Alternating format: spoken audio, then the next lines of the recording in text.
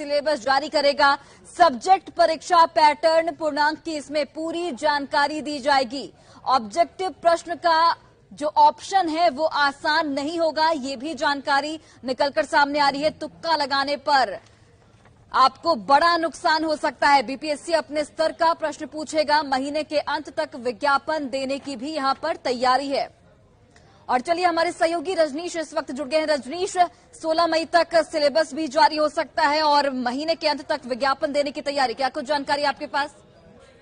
बिल्कुल, देखिए, बीपीएससी और शिक्षा विभाग ने अहम बैठक की है और बैठक में जो है सहमति बन गई है कि अब सिलेबस जो है अगले 4 दिनों के अंदर यानी 16 मई तक जो है सिलेबस जारी कर दिया जाएगा। क्योंकि पैटर्न को लेकर, पूर्णांक को लेकर और जो मार्किंग पॉलिसी है उसको लेकर जो अभ्यर्थी हैं उन्हें अभी तक कुछ भी सही जानकारी नहीं मिल सकी है। ऐसे में ये क्लियर हो जाएगा सिलेबस जारी होने के बाद कि आखिर जो सवाल का पैटर्न रहेगा, जो पूर्णांक रहेगा कितने का होगा और पैटर्न किस तरह का होगा। ऑब्जेक्टिव जो क्वेश्चन की बात आ रही है उसका पूर्णांक 100 रहेगा या 200 रहेगा। हालांकि जो सूत्रों के हवाले से खबर आ रही है कि 16 मई तक जो है पूरी तैयारी है सिलेबस जारी करने की और इस महीने के अंत तक विज्ञापन भी जारी करने का आयोग जो है पूरी तैयारी कर लिया है।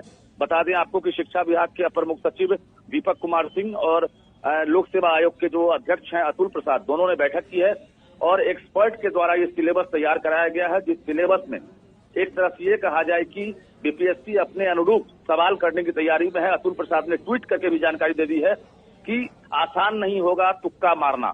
मतलब ये है साफ कि ऑब्जेक्टिव क्वेश्चन में जो है सिमिलर सवाल पूछे जाएंगे, यानी आप तुक्का लगाकर अगर चाहेंगे कि सही जवाब हो जाए तो आपको नुकसान हो सकता है। हालांकि ये भी साफ है कि नेगेटिव मार्किंग नहीं होगा, यानी जो हेडमास्टर की तरह जो परीक्षा होने वाली है, पहले ही इशारा मिल गया है कि जो पैटर्न होगा हेडमास्टर की जो परीक्षा इससे पहले आयोग ने लिया है उसी आधार पर परीक्षा टीचर बहाली में होगी। लेकिन ये क्लियर है कि अगले 4 दिनों में जो अभ्यर्थी है उनका इंतजार खत्म होगा और सिलेबस के बाद ये क्लियर हो जाएगा कि आखिर परीक्षा का पैटर्न क्या होगा, पूर्णांक क्या होगा। जी रजनीश, जिस तरीके से जो नियोजित शिक्षक है उनकी ओर से लगातार इस नियमावली का विरोध किया जा रहा है, लेकिन सरकार पर कोई असर होता यहाँ पर नहीं दिखता।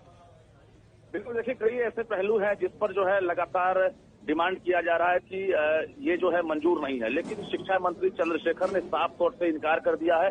कहा है कि नई शिक्षक नियमावली जिस पर कैबिनेट ने मुहर लगा दी है और जिसकी अधियाचना बीपीएससी को ही भेज दी गई है, यानी उस पर अब कहीं से कोई बदलाव नहीं होगा और इसी आधार पर 1,78,026 पदों पर बहाली होगी। जो नई नियमावली बनी है उसमें कोई बदलाव नहीं होगा। बता दें 6 to 8 में जो वैकेंसी कम है, यानी जो सीटेट बीटेट पास अभ्यर्थी हैं वो लाखों की संख्या में है और ऐसे में बहुत सारे अभ्यर्थी वंचित हो जाएंगे टीचर बनने से। तो ऐसे में जो नियमावली है उसको लेकर भी विरोध है और सीट कम है उसको लेकर भी लगातार विरोध चल रहा है। जी चलिए रजनीश, बहुत बहुत धन्यवाद तमाम जानकारी हम तक पहुंचाने के लिए। तो बड़ी जानकारी आप तक पहुंचा रहे हैं शिक्षक बहाली को लेकर। 16 मई तक सिलेबस जारी हो सकता है। बीपीएससी सिलेबस जारी करेगा।